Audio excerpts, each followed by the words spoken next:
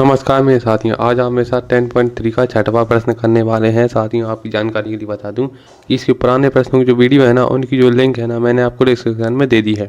साथियों, आप वहां से जाकर देख लीजिए। मैंने बहुत ही शानदार स्टाइल से उनको समझाया है। और वीडियो अगर आपको वीडियो पसंद आए तो चैनल को लाइक और सब्सक्राइब जरूर करके जाना, ठीक है ना मेरे साथियों। चलो तो अपन जल्दी से इस प्रश्न को हल करते हैं। इसमें क्या है ना साथियों, अपन को एक समीकरण दिया गया है। क्या है, समीकरण को अपन इस तरह से लिख सकते हैं, जैसे मतलब 100 पे 100 लिखा है, 100 को 10 की घात स्क्वायर लिख दें, बिल्कुल लिख दें। और 4 लिखा है, 4 को 20 की घात स्क्वायर लिखेंगे साथियों। 40 की घात स्क्वायर नहीं लिखेंगे, 400 को 20 की घात स्क्वायर लिखेंगे। समझ में आया ना साथियों? नहीं, कभी कभी क्या होता है ना, गलती में हो जाता है ऐसा, ठीक है ना साथियों। अपन जल्दी से यही करना है, तो अपन फिर लिखते हैं क्या है ना कि y का हर बड़ा है, इसलिए जो समीकरण है ना y अक्ष पर होगा। तो y अक्ष के लिए मानक समीकरण ये होता है। देखिए साथियों, ये क्या है ना, मैंने मानक समीकरण लिखा है। फिर अपन देखिए, मानक समीकरण अपन किस लिए इस्तेमाल करते हैं? ए और बी का मान निकालने के लिए।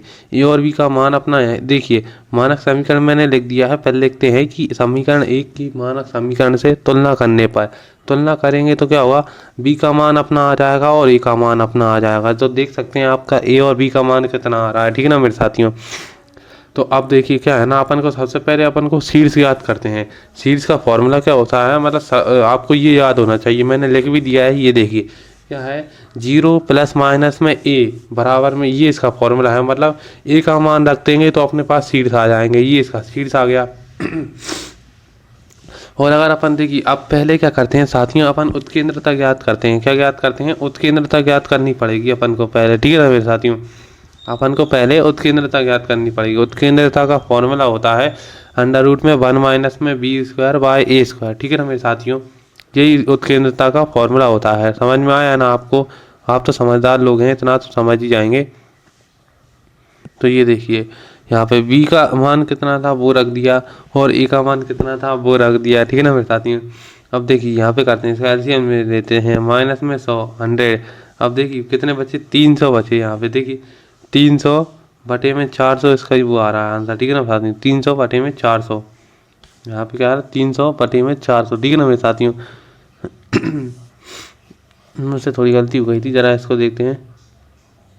बराबर में ये साथियों क्या है ना, देखिए इसका ये कटा, कितनी बार में कटा, जैसे देख सकते हैं आप। अपन को इसको काटेंगे तो इसको अपन कैसे काट सकते हैं, 3 बटे में नहीं, 3 बटे में 4, 3 बटे में 2, 4 आएंगे। मतलब फिर अपन 4 को बाहर निकाल लेंगे तो ये 2 हो जाएगा, ठीक है ना मेरे साथियों। ज़्यादा कोई बड़ी बात नहीं, सरल सा ही काम है, आप आराम से करते हैं। नाभि के निर्देशांक, देखिए नाभि के निर्देशांक कैसे ज्ञात करते हैं, इसका भी फॉर्मूला होता है ए ई होता है। उसमें क्या होता है, ए ई होता है। फॉर्मूले में क्या होता है, देखिए 0 प्लस माइनस में ए ई, मतलब ए इंटू ई, मतलब ए का जो मान है ना, अपन उसका ई से गुणा करेंगे, ठीक है ना साथियों।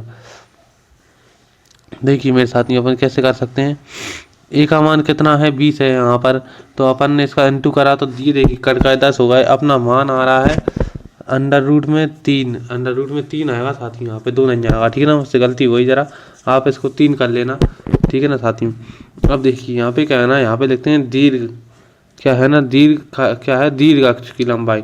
दीर्घ अक्ष की लंबाई का होता है, फॉर्मूला होता है 2a। दीर्घ अक्ष की लंबाई का जो फॉर्मूला होता है ना, वो होता है 2a। देख सकते हैं 2a का मान कितना आ रहा है, आप देख लेना बहुत आसानी से। 20 है तो 2 इंटू ए करा तो कितने आ गए, 20 40 आ गए, ठीक है ना साथियों। 2 भी बराबर में कितना आएगा, 2 इंटू में 10, ठीक है ना मेरे साथियों। अब देखिए अपन क्या करते हैं, फिर अपन याद करते हैं। देखिए आप इतने समझदार हैं, आप समझ रहे होंगे। मैंने दीर्घ अक्ष का फॉर्मूला लगाया तो उससे दीर्घ अक्ष निकल गया, फिर लघु अक्ष का लगाया तो लघु अक्ष का निकल गया। फिर ये अपना फॉर्मूला है नाभि लंब का। चलो वीडियो मिलते हैं आपको।